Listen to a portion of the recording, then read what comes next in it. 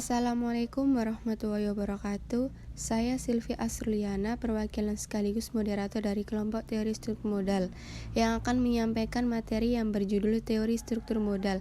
Sebelum ke materi, saya akan memperkenalkan anggota kelompok saya terlebih dahulu.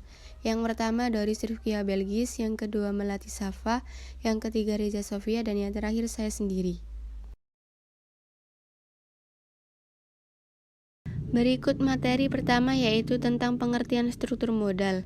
Struktur modal merupakan pertimbangan atau perbandingan antara modal milik sendiri dengan modal asing. Dalam hal ini, modal asing adalah hutang jangka pendek ataupun hutang jangka panjang. Sementara modal sendiri dibagi menjadi lebar ditahan dan kepemilikan perusahaan. Struktur modal sangat penting untuk dipahami karena kondisi baik buruknya keuangan perusahaan ditentukan oleh struktur modal. Tujuan struktur modal. Tujuan struktur modal adalah memadukan sumber-sumber dana permanen yang digunakan perusahaan untuk operasionalnya yang akan memaksimalkan nilai perusahaan itu sendiri.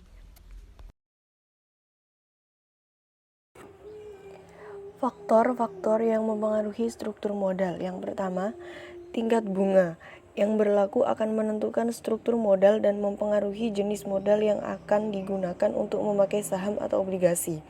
Yang kedua, stabilitas earning, yaitu stabilitas dan besarnya earning yang diperoleh perusahaan menentukan apakah perusahaan dibenarkan menggunakan utang tetap atau tidak. Yang ketiga adalah susunan aktiva. Banyak industri atau manufaktur yang sebagian besar modalnya tertanam dalam aktiva tetap cenderung menggunakan modal sendiri dibandingkan dengan modal asing atau utang hanya sebagai pelengkap. Yang keempat adalah risiko aktiva. Risiko yang melekat pada setiap aktiva belum tentu sama. Semakin panjang waktu penggunaannya, semakin besar risikonya. Yang kelima adalah jumlah modal yang dibutuhkan. Jumlah modal yang diperlukan atau dibutuhkan akan mempengaruhi struktur modal. Jika modal yang dibutuhkan besar, perusahaan harus menggunakan sekuritas secara bersamaan. Yang keenam adalah keadaan pasar modal, yaitu kondisi pasar modal sering mengalami perubahan yang disebabkan oleh berbagai faktor. Oleh karena itu, dalam rangka memperoleh dana melalui penjualan sekuritas, perusahaan harus memperhatikan kondisi pasar modal. Yang ketujuh adalah sifat manajemen, yaitu perusahaan yang optimis terhadap masa depan akan berani menanggung risiko besar sehingga akan lebih menggunakan utang untuk memenuhi kebutuhan dana perusahaan. Yang kedelapan adalah besarnya perusahaan. Perusahaan besar adalah perusahaan yang sahamnya tersebar sangat luas. Penambahan saham akan memenuhi kebutuhan dana, tidak banyak mempengaruhi kekuasaan atau pengendalian pemegang saham mayoritas. Perusahaan besar pada umumnya lebih menyukai penerbitan saham baru dalam memenuhi kebutuhan dananya.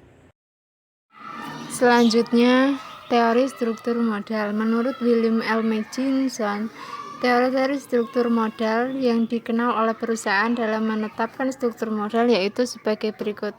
1. Teori Miller dan Modigliani atau MM Proposition. Teori Miller dan Modigliani atau yang dikenal dengan teori M dan M merupakan dasar dari teori keuangan modern.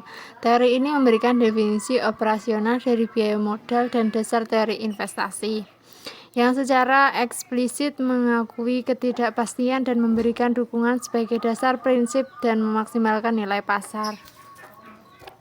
Yang kedua, pecking order hypothesis. Teori ini dikembangkan oleh Stewart Mios tahun 1984. Ada 4 asumsi dalam teori ini, yaitu sebagai berikut. A. Kebijakan dividen adalah kaku. Manajer akan berusaha menjaga tingkat pembayaran dividen yang konstan dan tidak akan menaikkan atau menurunkan dividen sebagai bentuk respon akan fluktuasi laba sekarang yang bersifat sementara.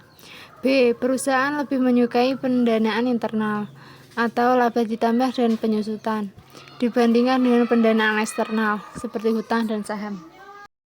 C. Jika harus memperoleh pendanaan eksternal, perusahaan akan memilih dari pendanaan saham yang paling aman terlebih dahulu. D. Jika harus menggunakan pendanaan eksternal yang lebih banyak, perusahaan akan memilih dengan memakai utang yang aman. Kemudian, dengan utang yang beresiko, convertible securities, preferred stock, dan terakhir adalah saham umum. Teori signaling. Signaling merupakan kegiatan pendanaan manajer yang dipercaya dapat merefleksikan nilai dari saham perusahaan. Pada umumnya, pendanaan dengan utang dianggap sebagai signal positif sehingga manajer percaya bahwa saham undervalue. Manajer percaya bahwa prospek perusahaan ke depannya sangat bagus yang diindikasikan dengan harga saham perusahaan sekarang. Sekian materi yang bisa kami sampaikan. Apabila terdapat kurang jelasnya saat kami memaparkan materi, mohon dimaklumi, karena manusia tidak ada yang sempurna. Wassalamualaikum warahmatullahi wabarakatuh.